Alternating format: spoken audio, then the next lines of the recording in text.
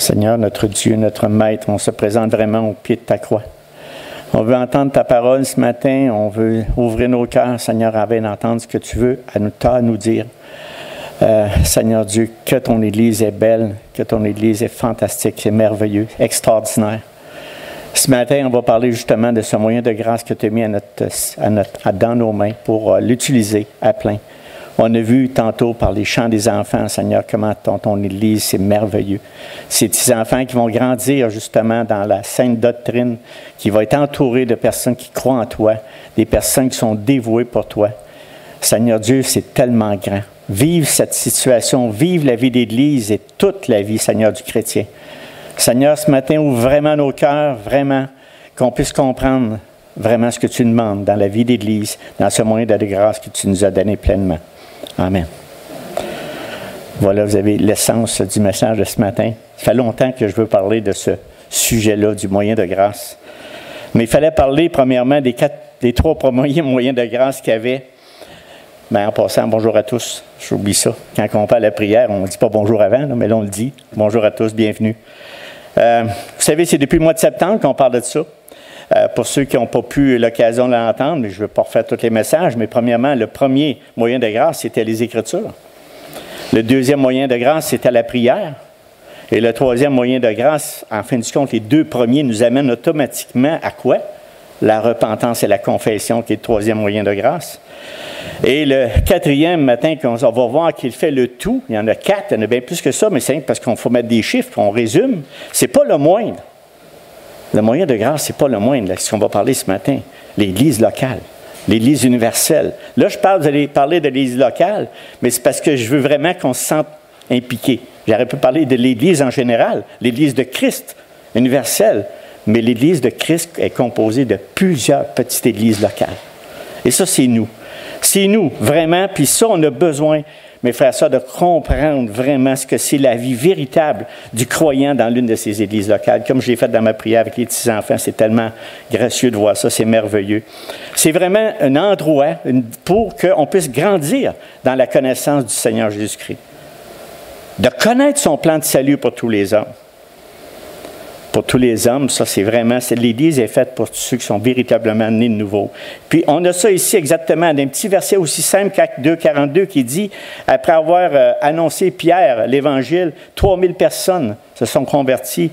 Puis il dit ici, qu'est-ce qu'on doit faire? Il dit, il persévérait dans l'enseignement des apôtres, dans la communion fraternelle, dans la fraction du pain et dans les prières. Donc Dieu se sert de ses moyens de grâce pour nous communiquer ses bénédictions, nous fortifier dans la foi et promouvoir la croissance spirituelle dans la vie de son peuple.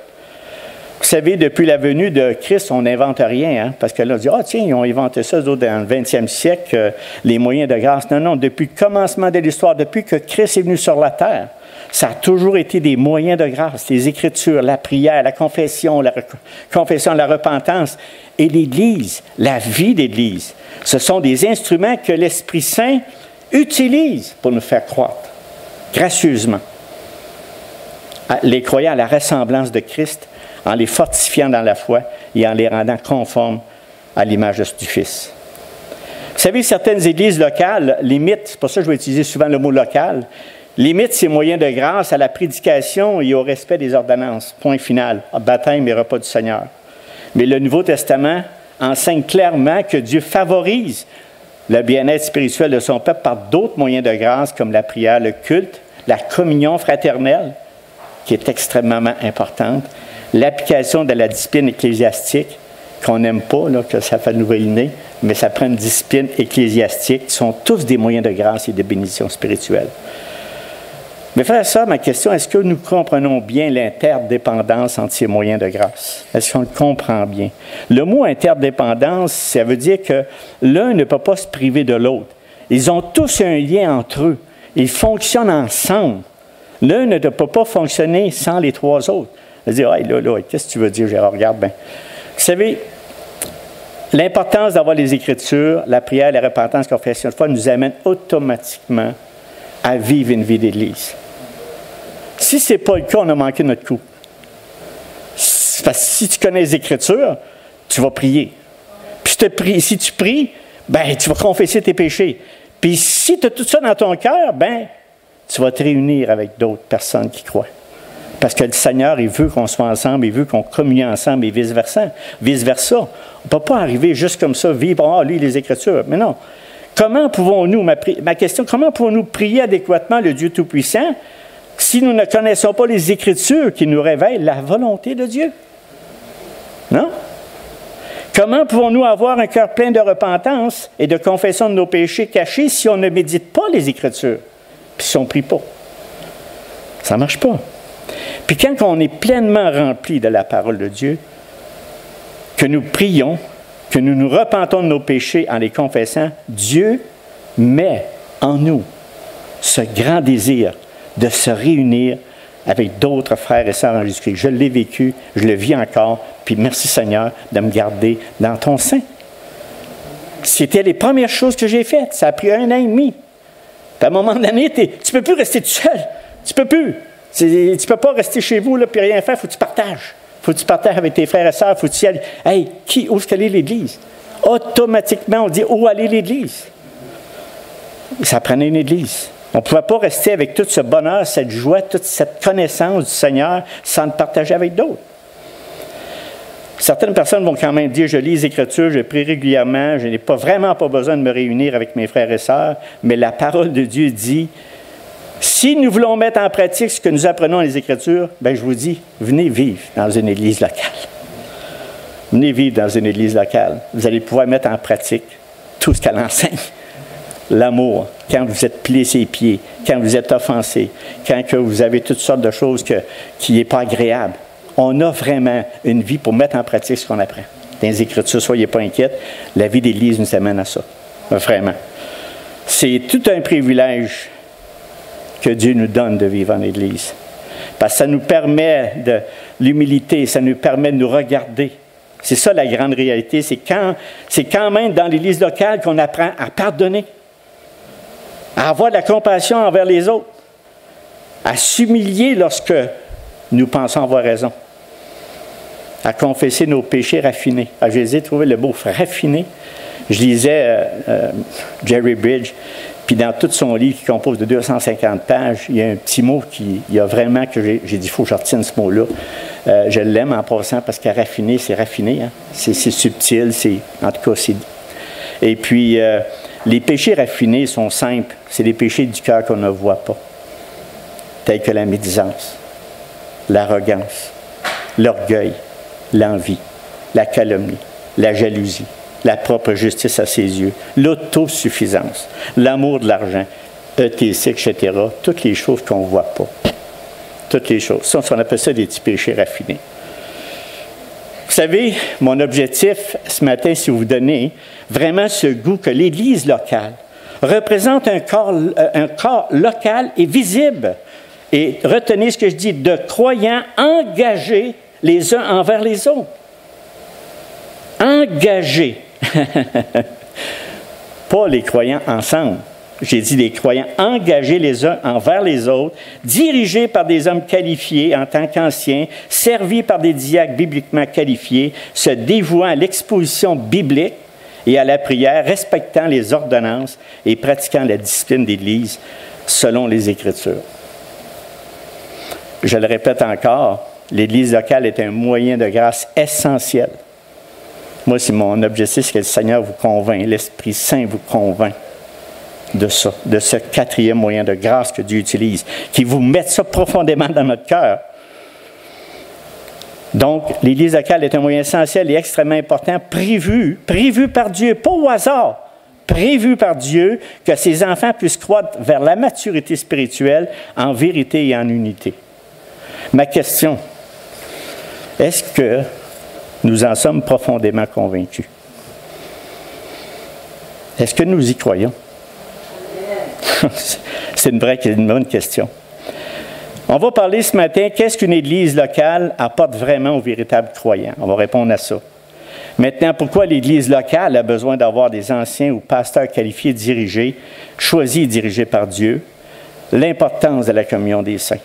Puis les deux autres, on en parlera peu, mais ça inclut quand même que l'Église locale doit pratiquer les ordonnances du Seigneur ainsi que la discipline aux véritables croyants. Mais on fait juste survoler. C'est les 3 premiers qui sont les plus importants que je vois ce matin, que je veux vraiment vous partager du fond du cœur. Si on a le temps, on y va, mais on ne parlera pas beaucoup quand même de ces, parce qu'on a parlé beaucoup, on en parle déjà, le repas du Seigneur, le baptême, on en parle souvent, et la discipline, mais ça c'est... On en a parlé quelques fois. Mais ce n'est pas ça que je veux soulever ce matin. C'est qu'est-ce qu'une Église locale apporte vraiment aux véritables chrétiens. Ce que je veux dire, mes frères et sœurs, je le dis par mon expérience personnelle. C'est en vivant toutes ces années-là que je vis dans une Église. Mais il y a des choses qui peut-être vous allez dire, oh boy, ça me touche à moi. C'est moi ça qui parle. Si vous vous sentez visé, mes frères et sœurs, prenez-les pour une grâce. Prenez-les pour une grâce parce que dans le fond, il faut que je vous dise ce que je vous dis. Puis là-dessus, on peut en parler longuement. Mais mon expérience de vie chrétienne dans une vie d'Église m'a amené vraiment à ce que je vais dire. Parce que des fois, ça peut vous toucher. Mais là, on va pas une goutte. Pas avant que ça sèche. Donc, ce qu'est pas une Église locale? Autrement dit, ce que l'Église locale n'est pas. C'est mieux, hein? Ce que l'Église locale n'est pas. Une Église locale n'est pas synonyme d'une étude biblique hebdomadaire, ou d'un ministère à côté d'une Église, ou de l'écoute de ses prédicateurs préférés sur Internet, qui remplit notre besoin spirituel sur le moment, mais qui est très éphémère au niveau de nos relations humaines entre frères et sœurs en Jésus-Christ. Je ne parle pas au travers de mon chapeau. Je sais ce que je dis.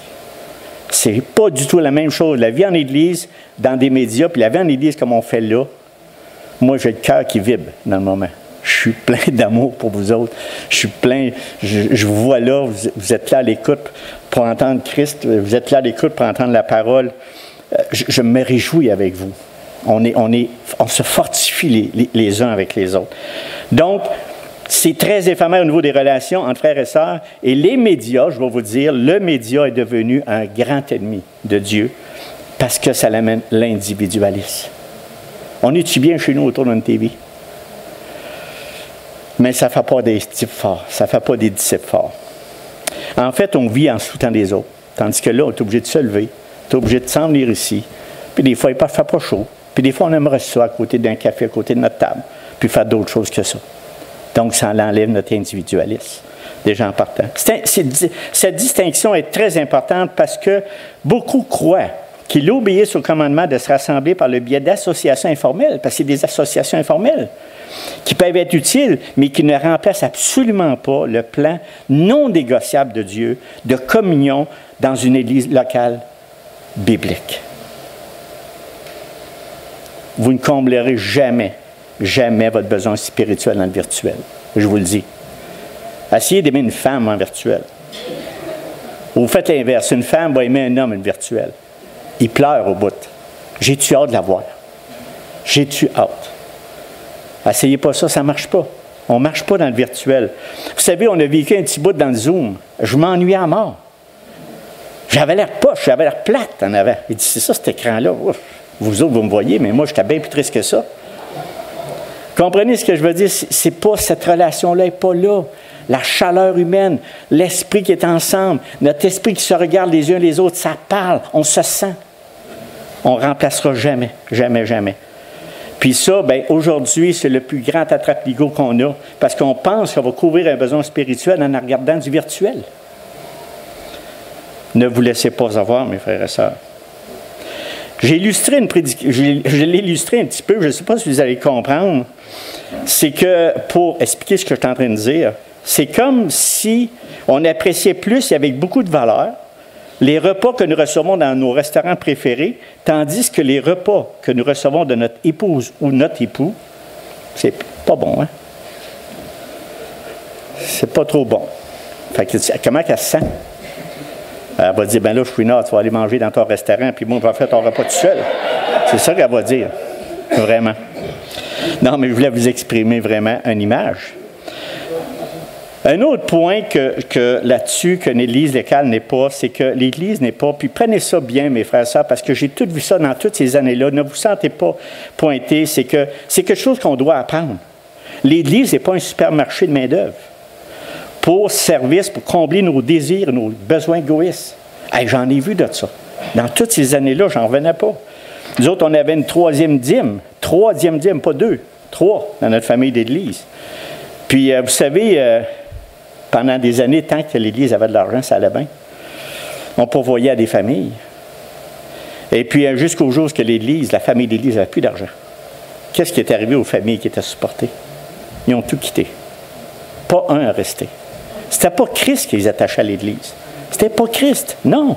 Non, c'était pas Christ. C'était leurs besoins égoïstes. Et ça, mes frères et sœurs, c'est que juste, je ne vous dis pas ça pour vous faire sentir mal. Il faut qu'on examine nos motifs dans notre cœur en tout temps. On est des êtres de même. J'en suis de même. Il faut que Dieu me transforme, il faut que je change mon cœur. Pour pas que je tombe là-dedans. Ça ne pas n'importe quel besoin, des travaux, déménagement, n'importe quoi. Excuse-moi, bon sang, mais je veux dire, tu comprends? Je viens de voir Larry, mais c'est pour te dire. Non, ben tu sais, il faut s'aider. Non, mais j'arrive à ça. J'ai une application, ma soeur. J'ai une application, puis je donne le pire. Là, je donne le pire. Mais tu sais, je cherche le pire parce que je veux vraiment, c'est parce que j'ai vu vraiment pas des bons motifs. C'est pas des bons motifs pour avoir. Est-ce mal de faire connaître nos désirs, mes frères et sœurs, et nos besoins à nos frères et sœurs de l'Église? La question, c'est absolument non. Parce que comment voulez-vous le savoir? On ne peut pas le savoir si personne n'en parle. Il faut en parler. Mais ce qui est mal, là, je vous le dis, ce qui est mal, c'est d'exprimer notre frustration aux membres de l'Église qui n'ont pas eu d'aide. Ou conclure que les membres de l'Église n'ont pas d'amour envers eux, passent, ou qu'ils ne les aiment pas. Ça, c'est mal juger ça. C'est mal, c'est pas bien. Puis j'ai une application pour l'Église aussi, pour chacun de nous autres. C'est vrai que la parole de Dieu dit que nous devons nous aimer les uns les autres, de nous supporter les uns les autres. Vous avez absolument raison. Mais chaque frère et sœur est totalement libre d'accomplir et de faire, avec pleine conviction, une aide ou un service à son frère ou à sa sœur. Puis même celui qui aide, il faut qu'il essaye assez d'humilité pour dire « Hey, toi, le frère, t'es resté chez vous, t'aurais bien pu venir nous aider. » C'est une autre affaire. Mais tu comprends, il faut que chacun ait la pleine conviction d'aider la personne. Toujours avec amour. Toujours avec amour, mon frère. C'est ça. Aussi, nous ne devons absolument pas utiliser les Écritures. J'ai vu ça aussi, bon, j'en revenais pas, je vous dis, dans toutes ces années-là. Nous ne devons pas absolument pas utiliser les Écritures pour satisfaire nos désirs et nos besoins égoïstes. Même si ces besoins sont essentiels et réels. Ce que je veux dire, de prendre les Écritures, de faire sentir ton frère, ta soeur coupable. Hey, si tu m'aimes, là, tu vas m'aider, hein? Et en plus, tu dis, ben, tu dis enfant de Dieu. Bien, tu es tous bien d'agir. Hey, moi, j'en ai eu toutes les sortes. Toutes les sortes, là. À moins directement, là. Examinons, mes frères et sœurs, nos motifs. Examinons nos motifs devant l'Éternel. Mettons ça au pied de la croix. Ou encore, tu interviens comme ambassadeur de Christ. Ah bien là, ça c'est une autre affaire. En venir ambassadeur de Christ pour dire à l'un de tes frères, tes sœurs, « Hey, il y a un tel frère et une telle sœur, là, ils ont dans le besoin. Il faut absolument que tu fasses quelque chose pour lui. Et je sais que tu es capable. » Moi, je me suis déjà fait dire, « Tu as de l'argent, toi? » Bien, va l'aider, toi. Va l'aider parce que tu es capable, tu as de l'argent. Alors, je suis content d'apprendre un besoin de mon frère, ma sœur. Mais je vais avoir le plaisir de dire, « Seigneur, qu'est-ce que je fais avec ça? » Qu'est-ce que je fais avec ça? Il va me mettre à cœur pour ça. Qu'est-ce qui est mal dans cette attitude? Ce n'est pas le fait d'informer tes frères et sœurs, c'est le besoin d'un frère d'une sœur. C'est de dire à tes frères et sœurs qu'ils sont obligés de le faire en le mettant sous pression et en plus en utilisant le nom de Dieu. Ce n'est pas des choses à faire. Ça, ce n'est pas l'Église locale. On arrive à l'Église locale, mes frères et sœurs, mais il fallait que je mette le point. Puis il faut vous mesurer mes mots ce matin. Mesurer mes mots. Je ne pouvais pas imaginer comment j'aime l'Église locale. Je ne pouvez pas vous imaginer, je peine pour ça. Je peine pour ça, puis je vous aime. Donc, cela ne va pas dire que vous ne pouvez pas demander des services ou encore d'informer les frères et sœurs. Vous le faites. Ce que vous avez entendu. Si vous avez entendu quelque chose, faites-le savoir. Mais de grâce, laissez ça dans les mains de l'Éternel après, puis si vous l'avez dit, vous avez fait votre job à ce moment-là. N'oublions pas que chaque frère et sœur a cette liberté de donner un service ou un non. Nous ne pouvons pas dire qu'il manque d'amour s'il ne le fait pas. On ne peut pas dire ça. En revanche, le Seigneur nous dit des choses ici. En revanche, les frères et sœurs qui reçoivent de telles demandes ne doivent pas oublier ce qui est écrit ici dans Tite 3, 14, 15. Il dit, il faut que les nôtres aussi apprennent à accomplir les bonnes œuvres, les œuvres bonnes, pour faire face à tout besoin. Ça, c'est écrit, là, c'est un commandement quand même. Ainsi, leur vie ne sera pas improductive. Tous ceux qui sont avec moi te saluent, saluent ceux qui nous aiment dans la foi, que la grâce de Dieu soit avec vous tous. Donc, Paul termine cette lettre avec une dernière exhortation concernant l'amour fraternel. En quelques mots, il nous rappelle que le devoir des croyants est de venir en aide à ceux qui sont dans le besoin. Ça, c'est très important. On doit être sensible à ça. On doit être vraiment sensible. Ça n'enlève pas ce que j'ai dit tantôt, on est sensible à ça. On est tellement influencé à chaque jour, par les médias, par notre société capitaliste et libérale, que cela finit par faire une influence néfaste sur les croyants. Il ne faut pas oublier ça. Il ne faut vraiment pas oublier ça. Je suis en train de lire un livre dans le moment sur l'effet des médias. Les médias sur les croyants. Je lis ça, puis j'ai dit, merci Seigneur qu'il y en a qui ont mis autant de points là-dessus, que c'est totalement vrai. On vient étourdi. On ne voit plus les besoins, on ne voit même plus l'Église locale. Ah, ben on a tout ce qu'il faut, regarde, paye sur le bouton. Tout, ça vient. Pourquoi je me déplacerais? Tout est là. Même si la doctrine restreint la pratique de l'amour fraternel a tendance à disparaître, comme c'est là, de plus en plus, au profit de quoi? D'un individualisme de bas étage. Perdons pas de vue, mes frères et sœurs. On est une Église locale, il y a des choses qu'il ne faut pas faire, mais il y a des choses qu'on doit faire en tant que croyants, puis en tant qu'enfants de Dieu. Donc, souvenons-nous de ce que le Seigneur a dit. Le Seigneur lui-même a dit, dans Actes, ça veut dire lui-même a dit qu'il y a plus de bonheur à donner qu'à recevoir. Vrai. Maintenant, regardons ensemble ce qu'est une Église locale. On a passé sur on parle du positif, mais c'était positif tantôt aussi, parce qu'il faut avoir une certaine liberté. Donc, l'Église locale, c'est pas, j'ai parlé des 3 buts dimanche passé, mais on a 3 buts principaux, OK, de l'Église locale. Et c'est de servir Dieu, on le fait, c'est le culte de ce matin qu'on fait. Le but de l'Église, c'est de lui rendre un culte, on est en train de le faire, à chanter à Dieu de tout notre cœur des psaumes, des hymnes, des cantiques inspirés par l'Esprit, afin d'exprimer quoi? Notre reconnaissance à Dieu dans la prière et l'adoration, on le fait. On a aussi, c'est servir les croyants. La formation. Selon les Écritures, l'Église a le devoir de nourrir ceux qui sont déjà croyants, de les amener à la maturité de la foi. C'est ça le travail. Paul déclare que son but n'est pas simplement d'amener à la foi ceux qui sauvent, mais faire paraître devant Dieu tout homme parvenu à l'état d'adulte dans son union avec le Christ, de parvenir tous ensemble à l'unité de la foi et dans la connaissance du Fils de Dieu. Quel mandat! Quel mandat! Je me sens tellement petit là-dedans quand on parle d'un mandat comme ça. Mais vous savez, on a besoin d'être formé. On a besoin d'entendre la parole de Dieu. Ça, c'est la 2e mission de l'Église locale. Et la 3e mission, c'est servir le monde, l'évangélisation et la miséricorde. Remplir la mission que Jésus lui-même a donnée à ses disciples, de faire de toutes les nations les disciples. Ce travail d'évangélisation consiste à quoi? À annoncer l'Évangile. C'est la responsabilité principale de l'Église à l'égard du monde. Aussi, l'évangélisation doit être accompagnée d'œuvres de miséricorde, d'aider des gens, de soucier des pauvres et des nécessités au nom du Seigneur. Ce que je viens de vous décrire, c'est la mission de l'Église locale. Mais qu'est-ce que je veux vous parler vraiment ce matin? C'est le caractère de l'Église locale. Là, tu dis, Gérard, tu pousses, là. Tu as une Église locale, c'est un caractère, ça. Non, mais je veux vous parler du caractère. L'Église locale, elle a un caractère. Le mot caractère, ça veut dire une marque distinctive, propriété de quelque chose, de quelqu'un. Le synonyme de caractère, c'est comportement, tempérament. Donc, on est un corps en mouvement. On se rencontre, on est tout ensemble, on fait un dans le corps de Christ. C'est ça que je veux vous parler, de ce caractère-là qu'on doit avoir. Le caractère de l'Église locale est un corps local, visible, de véritables croyants engagés les uns vers les autres. Dirigé par des hommes qualifiés en tant qu'anciens. Dieu t'a dit ça, Gérard Torres-Pereira, je le sais, je le répète. Servi par des diacres bibliquement qualifiés, se dévouant à l'exposition biblique et à la prière, respectant des ordonnances et pratiquant la discipline d'Église.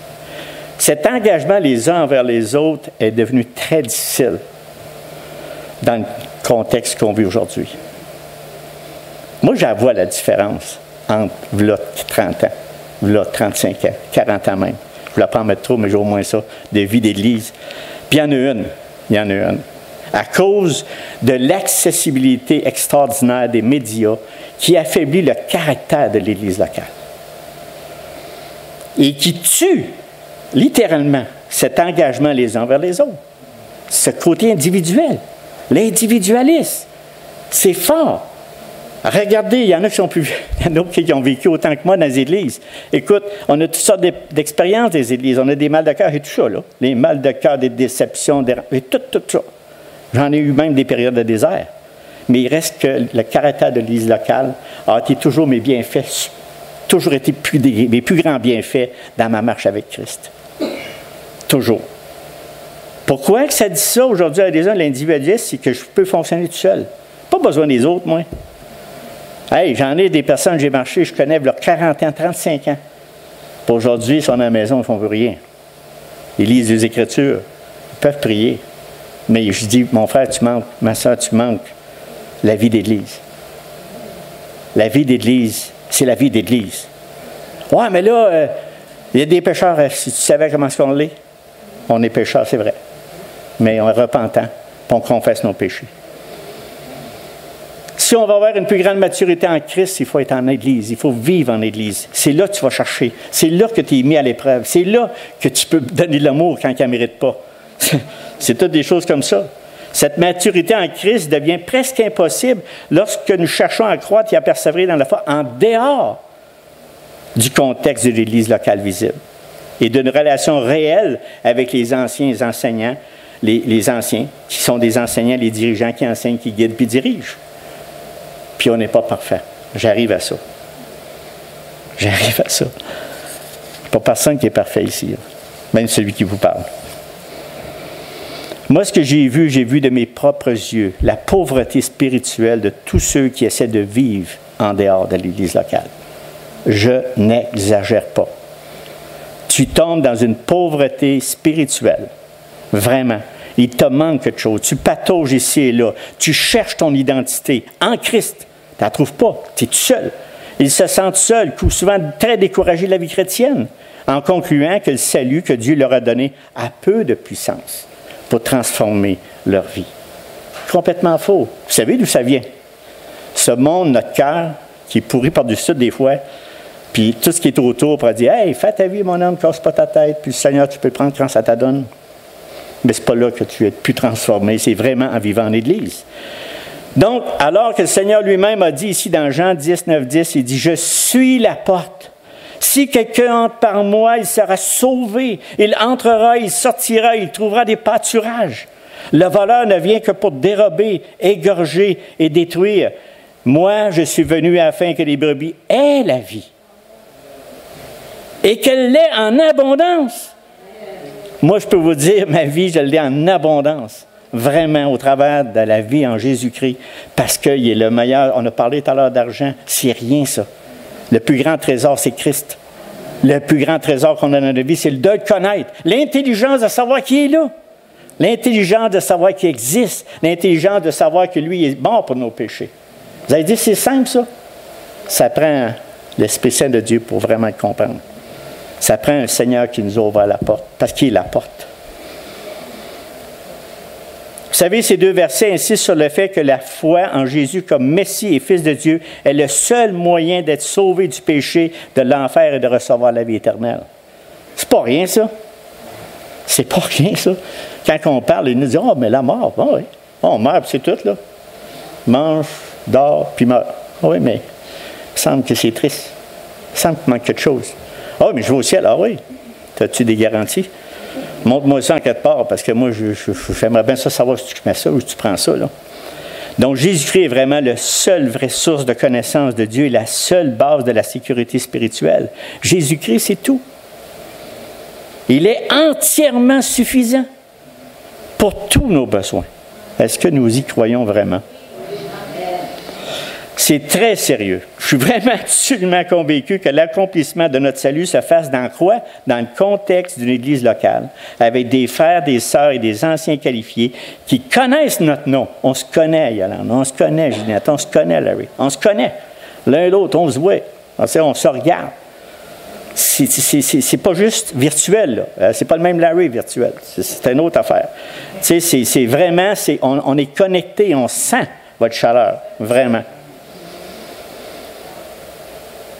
Nous avons été choisis par Christ, puis en plus d'être tous ensemble ici, on a été choisis par Christ pour être son épouse. Hey, c'est pas rien, là, l'épouse de Jésus-Christ. Franchement, le banquet qui est au bout de ça, là. Il y a un banquet, hein? Vous êtes invités au banquet. Donc, pourquoi l'Église est un moyen de grâce essentiel pour tous les croyants? Ça, c'est important que je réponde à cette question. Pourquoi? Frères et sœurs,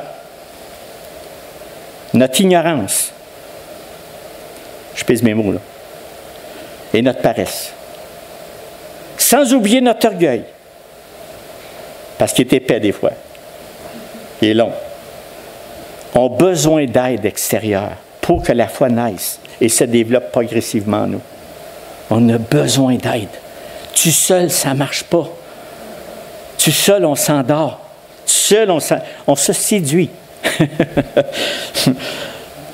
Laissés à nous-mêmes, sans l'aide de nos frères et sœurs et les anciens de l'Église locale, il va nous arriver exactement ce qui est écrit ici dans Romains 1, 21-22. C'est ça qui va nous arriver. Non seulement qu'on va se séduire nous-mêmes, il va nous arriver ça. Ils sont donc inexcusables, car ayant connu Dieu, ils ne l'ont point glorifié comme Dieu, ils ne lui ont point rendu grâce, mais ils se sont égarés dans leurs pensées. Et leur cœur sans intelligence. C'est Dieu qui donne l'intelligence. On pense qu'on est intelligent? Non, la parole dit d'autre chose. L'intelligence vient d'Éternel. Leur cœur est sans intelligence, a été plongé dans les ténèbres. Plongé dans les ténèbres, se vantant d'être sages, ils sont devenus fous. Ça, c'est clair? Ça ne me tente pas, moi. Ça ne me tente pas. J'ai vu vraiment de mes yeux exactement ce que Paul dit aux Romains. C'est exactement ce qui se passe aujourd'hui. Et ma phrase qui est dans les Écritures, attention au lion qui rôde. Lui, il n'arrête pas de chercher la proie à dévorer. Puis on est des belles proies, hein? Soyez pas inquiets, on est très visés.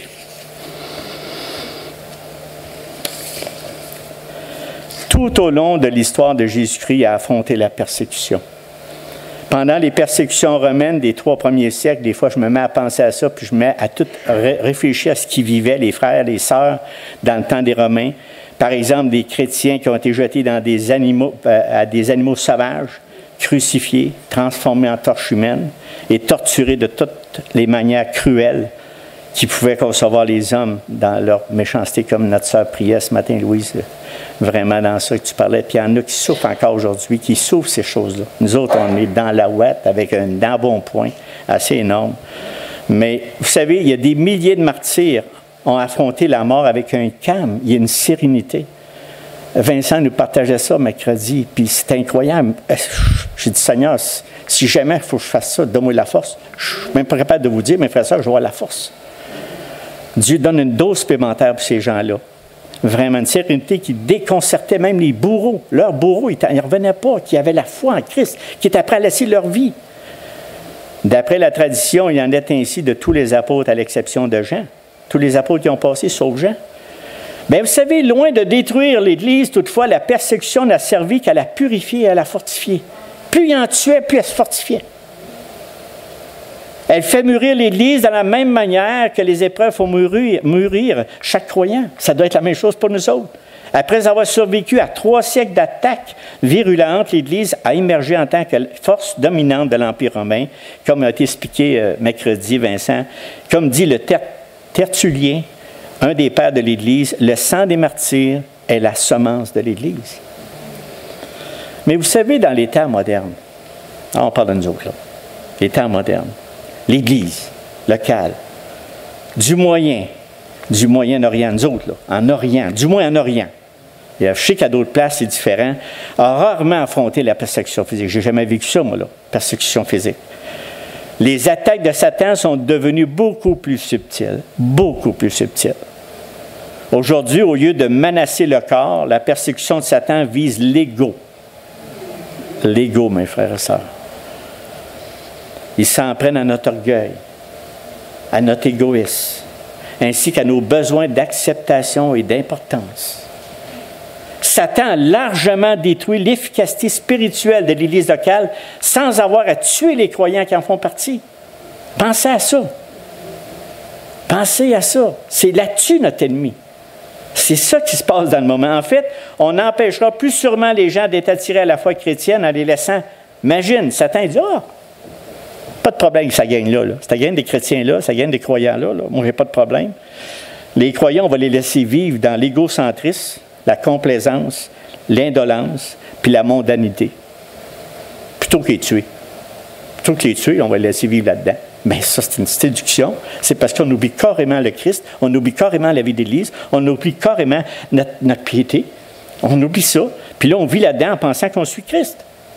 Non. Il y a le tour, hein? Vraiment. C'est ce que je vois. C'est pour ça que la vie d'Église est en train d'en manger tout un coup. On ne tue pas les croyants physiquement parlant, mais on les tue psychologiquement parlant. Autrement dit, dans leur intérêt, dans leur caractère qu'on est, notre caractère de vie d'Église. Vous savez, on respecte les martyrs pour leur force de caractère, mais on méprise ceux qui font des compromis, qui est un très mauvais témoignage de l'Église locale. Ne nous laissons pas en voir, mes frères et sœurs. Gardons fixés les yeux fixés sur Christ, afin qu'on soit enrichis par l'Église locale, qu'on ait ça comme vision, vraiment, puis qu'on puisse être enrichi constamment de ça. Maintenant, pourquoi l'Église locale a besoin d'avoir des anciens ou pasteurs qualifiés, choisis et dirigés par Dieu? Vous savez, Dieu ne laisse rien au hasard. On a prié là-dessus. Dieu est souverain. Dieu fait tout. Dieu est en contrôle de tout. Même notre frère Massy, qui nous a partagé ça tantôt, Dieu est au courant de tout ce qui se passe. Ça, c'est clair. Mais même, il pourvoit. Il pourvoit à tous nos faiblesses. Et comment il fait ça? Bien, en pourvoyant lui-même des dons aux hommes, les uns comme apôtres, les autres comme prophètes, les autres comme évangélistes, les autres comme pasteurs et docteurs, dans le but de quoi? Perfectionnement des saints en vue de l'œuvre du ministère de l'édification du corps de Christ. Je n'ai pas inventé ça, Éphésiens 4, 11 et 12. Vous savez, aujourd'hui, il y a lieu vraiment de déplorer la pénurie d'Églises locales bibliques. C'est étourdissant. C'est-à-dire, des églises sont dirigées par des hommes qualifiés en tant qu'anciens, c'est-à-dire servis par des diacres aussi, respectant les ordonnances, pratiquant la discipline. Cependant, nous devons également veiller à ne pas porter de jugement, parce que, vous savez, on est des personnes imparfaites. Nous-mêmes qui vous prêchons, on est des personnes imparfaites. Mais il y a une chose que je peux vous dire. Moi, avec toutes les églises que j'ai vécues, avec toutes les années que j'ai vécues dans l'Église, dans la vie locale, il faut prier pour ceux qui prêchent la parole, parce qu'ils sont eux aussi aussi attaqués par le lion encore 2 fois, 3 fois plus. Je ne peux pas mettre de l'importance dans ma petite personne. Là. C'est pas ça. Là. Vous devriez voir le combat qu'on a pour faire préparer un message. Des fois, j'ai dit, Seigneur, pourquoi tu ne claires pas? Clairement. Sincèrement. Puis là, je dis, mais c'est ma soeur, je vous expliquerai ça un jour. Puis je ne veux pas me mettre ça pire que c'est un combat spirituel. Le Seigneur, veux-tu que je parle de ça aujourd'hui? Le Seigneur, veux-tu que je parle des choses de Dieu aujourd'hui? Non. Pas lui, oui. J'espère que vous m'avez compris. C'est le Satan qui ne veut pas.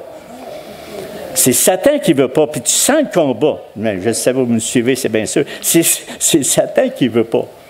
C'est le combat que je ressens, c'est tout le temps. C'est niaiseux, c'est stupide. Qu'est-ce que tu vas dire, Gérard?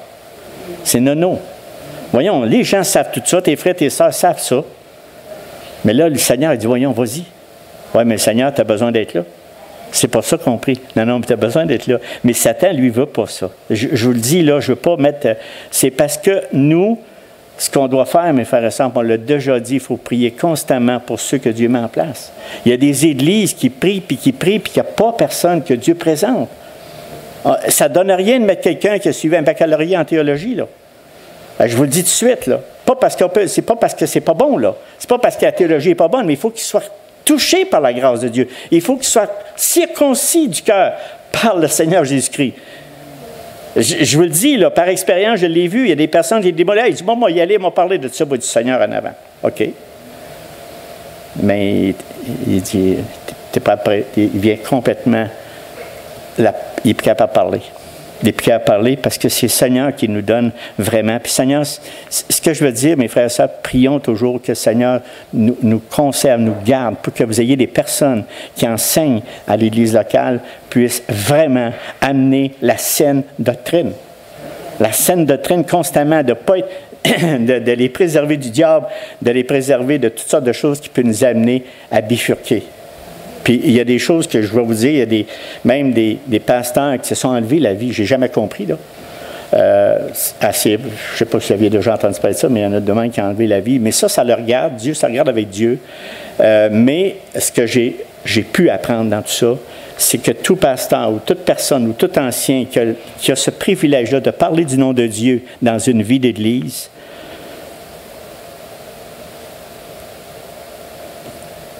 il faut vraiment que le Seigneur touche son âme. Il n'y a pas le choix, sans ça, il va casser en deux. Puis tu as le goût de démissionner souvent, comme j'ai dit tantôt. Donc, on ne devrait pas exiger une Église locale, nous ne devrions pas exiger une Église locale parfaite.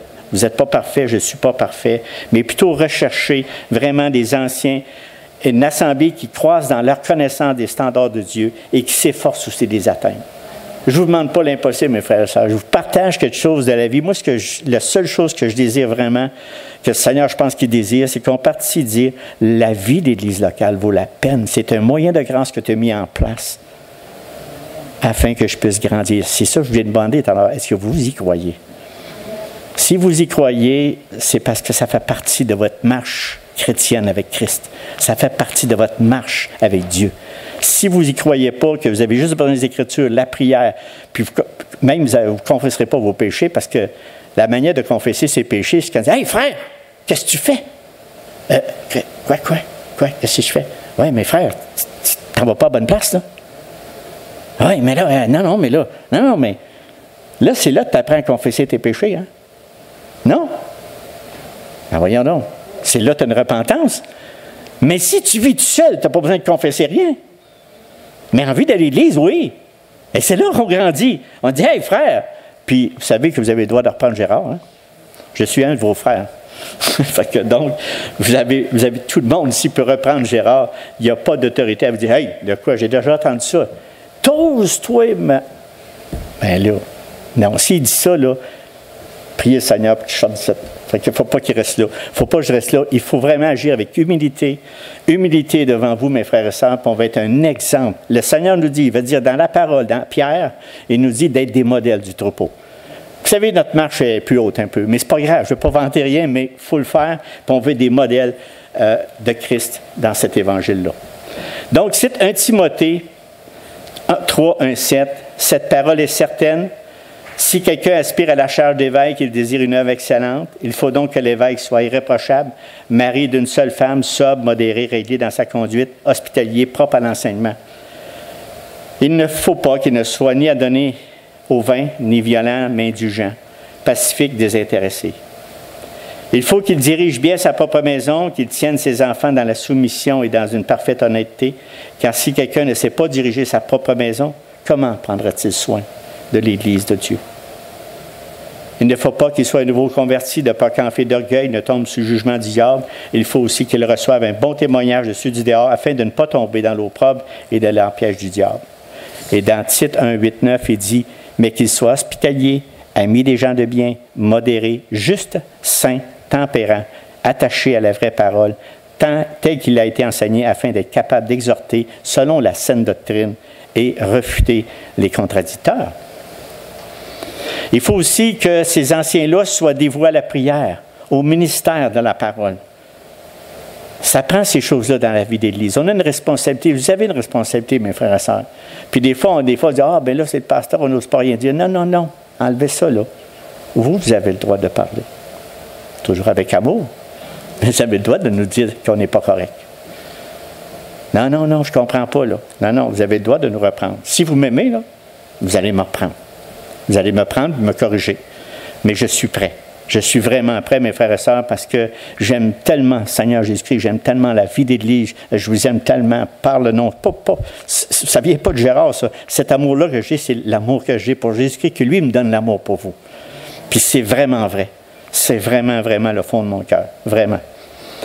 Éphésiens 4, 12, 13, il dit, pour le perfectionnement, c'est pour ça cette vérité qui est une clarté de prier au ministère de la parole, pour le perfectionnement des saints en vue de l'œuvre du ministère. Fait qu'il faut toujours prier les uns pour les autres. C'est ce qu'on fait le mercredi, c'est ce qu'on fait dans le dimanche, c'est ce que vous devez faire constamment, sans problème là-dessus toujours, pour que l'Église soit toujours bien nourrie.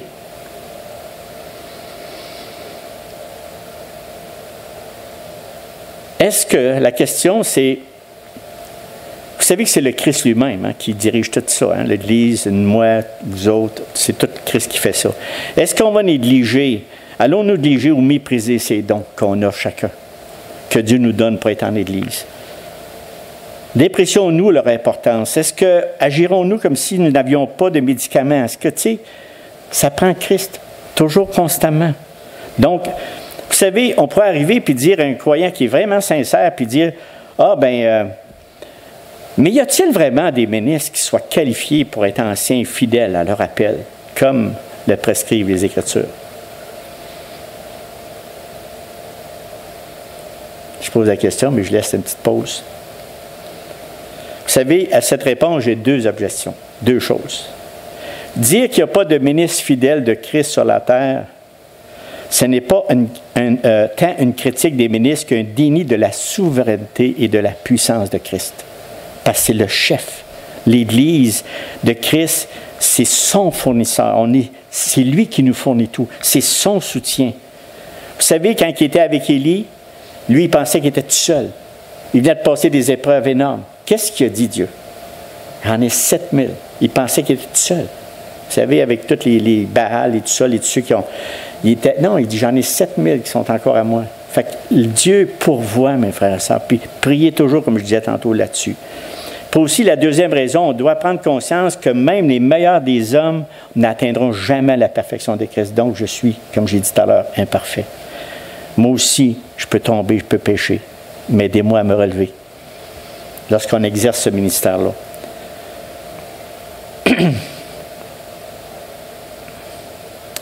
Même si nous pouvons nous attendre à ce que les anciens répondent aux critères bibliques de leur fonction et qu'ils accomplissent leur devoir de fidélité, on ne doit pas exiger plus que qu'est-ce que prescrit les Écritures. Autrement dit, je reste un homme pécheur. Vraiment. Et j'ai un encouragement ici, c'est dans Paul, Philippiens 3, 12, 14. Et il dit, ce n'est pas que j'ai déjà remporté le prix ou que j'ai déjà atteint la perfection. Moi, c'est un verset qui m'encourage. Mais je cours. Vous courez, mes frères et sœurs, pour tâcher de la saisir, puisque moi aussi, j'ai été saisi par Jésus-Christ. Frère, je ne pense pas l'avoir saisi. Mais je fais une chose, oubliant ce qui est en arrière et me portant vers ce qui est en avant. Je cours vers le but pour remporter le prix de la vocation céleste de Dieu en Jésus-Christ. Quelle belle parole. Que nous soyons de véritables croyants engagés les uns vers les autres dans une église locale, ou un ancien, ou diacre, nous avons tous besoin, mes frères et sœurs, d'une bonne connaissance des Écritures, accompagnée de prières afin que nous puissions discerner véritablement ce qui est enseigné. On a besoin de vous autres, là. Si on s'écarte, vous allez nous ramener. Donc, souvent, des fois, on va juger des prédicateurs par rapport à leur popularité, puis j'ai rien contre, je ne veux pas dénigrer personne, leur popularité et leur charisme. Mais aux yeux de Dieu, il n'y a pas de petits prédicateurs, puis il n'y a pas de grands prédicateurs. La seule chose que je peux vous dire là-dessus, la popularité du prédicateur ne devrait pas nous impressionner. Ce qui devrait nous impressionner, ce qui sort de la bouche de lui en parlant des vérités de Dieu, des véritables vérités de Dieu. Quand j'écoute quelqu'un, je n'ai pas à le condamner. Il y en a. Puis ça, ma prière pour chacun de vous, pour moi d'abord, puis pour vous, puis en tout cas pour toute l'Église locale, je veux que mon désir, c'est qu'on soit protégé de tout ce qui est. J'ai parlé des médias tout à l'heure, j'ai parlé de toutes ces choses-là qui nous contaminent jour après jour. Puis souvent, des fois, on peut écouter quelque chose, mais vérifiez, faites comme les gens de Béret, regardez en arrière, ce qu'il dit est vrai. Plus vous avez de connaissance, dites non, ça ne marche pas ça. Non, ça ne marche pas. Puis on est là, mes frères et sœurs, on est tous là, en Église, on fait une vie d'Église pour « Hey, qu'est-ce que tu penses de ça? Est-ce que ça, c'est réel? Est-ce que c'est véritable? Est-ce que c'est vraiment dans la doctrine de Dieu? Est-ce que c'est vraiment Est-ce que c'est ça? » Il y en a des niaiseries qui se disent là. Je ne sais pas si le mot est approprié, mais il y en a. Il y en a des choses qui sont non bibliques. Et il y a une grande partie à l'heure actuelle d'un évangile de prospérité. Cet évangile de prospérité, ce n'est pas Dieu. C'est pas la prospérité, là, ça ne marche pas. Puis dans des pays comme l'Afrique et ainsi de suite, les autres, c'est énormément l'évangile de prospérité. Mais ici aussi, il utilise ça. Il l'utilise même dans notre pays, même dans notre Québec. Donc, validez, mes frères et sœurs, ce qui se dit par les Écritures. Est-ce que vrai, c'est véridique? Est-ce que c'est vraiment la doctrine? C'est pour ça une vie d'Église. La vie d'Église, c'est pas être seul chez nous pour être capable de tout discerner ça. Vous ne serez pas capable. Ça prend absolument une vie d'Église. Ça prend des frères, des sœurs, ça prend des anciens, ça prend des personnes douées, ça prend vous autres avec des dons.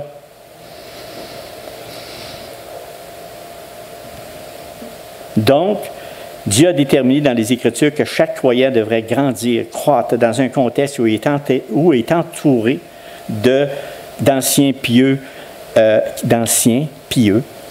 d'enseignements fidèles, où il vit dans la communion avec les saints. Je viens de lire une biographie du père Don Carson, le grand théologien. Là, puis son père, c'est Tom Carson. Et Tom, il l'appelait son livre un pasteur ordinaire. J'ai vraiment beaucoup apprécié un pasteur ordinaire. Pas connu, il n'est pas rentré dans les gros des grands de l'année, de ce monde, mais ce qu'il faisait, c'était au service de Jésus-Christ. C'est pas grave. Moi, ça a donné énormément d'humilité, ça m'a donné du zèle, ça m'a donné du courage. J'espère que pour chacun de vous, c'est la même chose. Vous savez, c'est pour ça que je dis pas des grands et des petits. Il ne faut pas s'impressionner avec ça. C'est que où est notre cœur? Où est notre cœur? Est-ce qu'il est avec Christ? Est-ce que les yeux sont fixés sur Jésus-Christ? Est-ce que c'est lui qui transforme nos vies, nos cœurs? Si oui, vous êtes à la bonne place. On grandit et on avance. Quel que soit le degré de maturité d'un chrétien ou son nombre d'années dans la foi, nous avons toujours besoin de nous placer sous l'enseignement et la direction d'anciens pieux. Je ne veux pas mettre de valorisation. Là. Puis là, ils vont dire, hey, Chouinard, tu as une belle stratégie, hein? Ça va bien. Tu es en train de te vanter un matin, toi puis Vincent, là. On te met là. Non, pas du tout. Pas du tout. Pas pantoute. C'est que je l'ai appris avec les années. Je l'ai appris avec la vie d'Église. Je n'ai jamais tant appris dans la vie d'Église. J'ai écouté message après message, prédication après prédication. J'ai connu des frères, il y en a qui sont morts, il y en a qui sont encore vivants, il y en a qui ont tombé, il y en a qui... Qu'importe, mais la vie d'Église a toujours été un élément pour moi de grandir et de croître dans la vérité. Puis, l'important, c'est d'avoir justement des personnes qui ont cette humilité-là de parler de Christ. Donc, c'est le plan de Christ. Hein? Ce n'est pas le plan de Gérard, ce n'est pas le plan d'un homme, ce n'est pas le plan de Mahomet, Bouddha, qu'importe. Là. Non, c'est le plan de Jésus-Christ, notre chef. C'est lui. Il dit, « Hey, Pierre, je ne vais pas bâtir mon Église, je bâtirai mon Église. » C'est lui qui a mis ça comme ça. C'est le Seigneur lui-même qui est le fondateur, le chef de l'Église locale. Vous et moi, on n'a pas besoin d'orateurs éloquents, de personnalités puissantes, je ne pense pas en suis une, de prédicateurs vedettes détachés ou de dictateurs spirituels, surtout pas. Dictateurs spirituels ou d'hommes avides qui se nourrissent du troupeau, il y en a tellement déjà qui le font. Non, au contraire, vous avez besoin d'hommes, puis des femmes aussi qui sont dans l'Assemblée, qui croient au Seigneur Jésus-Christ puis qui marchent avec le Seigneur. Vous avez besoin aussi des personnes qui croient vraiment. J'y crois ce que je vous prêche, mes frères. Ça, c'est pas du bidon. J'y crois ce que je fais. Ce qu'on a besoin, c'est de bons bergers qui donnent leur vie pour les brebis du Seigneur et d'intendants fidèles et sensés qui donnent au peuple les rations appropriées. Je vois le temps qui file, j'aimerais finir par une petite histoire simple qui va finir l'Église. C'est pour ça que je dis que je ne toucherai pas le point de la communion des saints, on verra une autre fois. Mais juste ces deux points-là, je vais m'arrêter là. C'est F.B. Meyer qui raconte un réveil, une réunion de réveil qui se traduit sans signe de succès jusqu'à un soir, un ancien se lève et dit, c'est une histoire que je vous raconte, là. C'est une histoire vécue et vraie. Pasteur, je ne crois pas qu'il y aura un réveil tant que le frère John et moi ne nous parlerons pas. Il est allé voir John, dans l'Assemblée, c'est comme vous feriez ça ici, là, et il lui dit, frère John, nous ne sommes pas parlés depuis 5 ans. Enterrons la hache de guerre. Voici ma main. Alors, il y a eu un sanglot qui a éclaté dans l'assistance. Bientôt, un autre ancien se leva et dit, pasteur, j'ai dit des choses méchantes sur vous, dans votre dos, et des choses gentilles en face. Je veux que vous me pardonnez. Après ça, beaucoup se sont levés et ont confessé leur tort et Dieu a commencé à les visiter. Et là, il y a eu un réveil qui a balayé la communauté pendant 3 ans. Juste cette histoire-là résume tout ce que je viens de vous dire ce matin. La vie d'Église, c'est Christ. D'abord. Nous, on est le corps du Christ.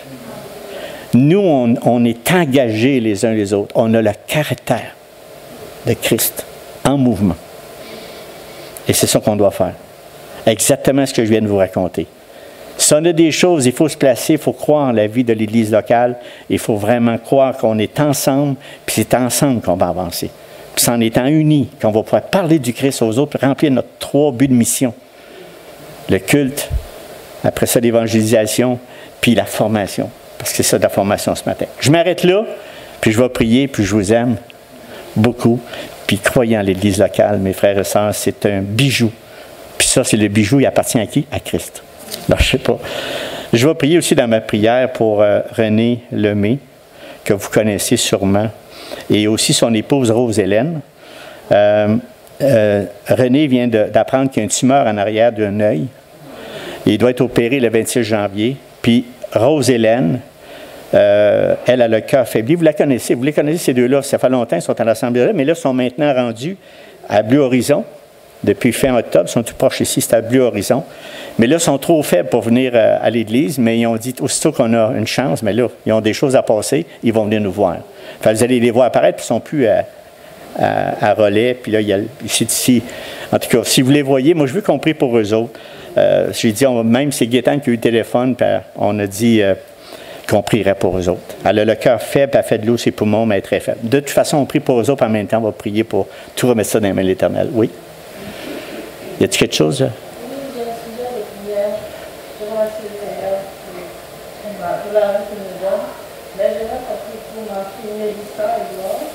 Parce que vendredi, elle avait un malaise. Elle se sentait pas bien, elle avait des palpitations, elle a dit dans ses documents. Et quand elle est arrivée à l'hôpital, on lui a dit que ça serait qu'elle a une embolie pulmonaire. Une embolie pulmonaire, OK. Elle a 30 ans, elle a compris pour elle. C'est ma fille, Merci. Merci Mildred. Vous connaissez tous Mildred? OK. Éternel, notre grand Dieu, notre Maître, tu es vraiment le Dieu Tout-Puissant. Seigneur, on t'appartient. On est vraiment tes disciples, on est vraiment tes enfants. On veut marcher avec toi. On veut, Seigneur, t'adorer, on veut t'aimer, on est avec toi, Seigneur, du plus profond de notre cœur. Tu es notre berger, tu es celui qui nous fait du bien constamment. Seigneur, on a des besoins ici, on connaît René Lemay, qui se trouve être le beau-frère de Gaston et toute cette famille-là, et son épouse Rose-Hélène. Rose-Hélène. Tout simplement, Seigneur, on veut te les remettre entre tes mains. Ils sont près d'ici. Ils ont justement parlé à Gaétane. Et Seigneur Dieu, fais-les. Donne-lui du courage. Elle croit en toi. Elle croit en l'Église. Elle croit vraiment, Seigneur. C'est sûr qu'un jour, on vieillit, on va mourir, c'est sûr. Mais ils aiment, ils veulent avoir. Seigneur, on veut prier pour eux autres, que tu fasses tous les soins possibles pour les garder le plus longtemps possible avec nous.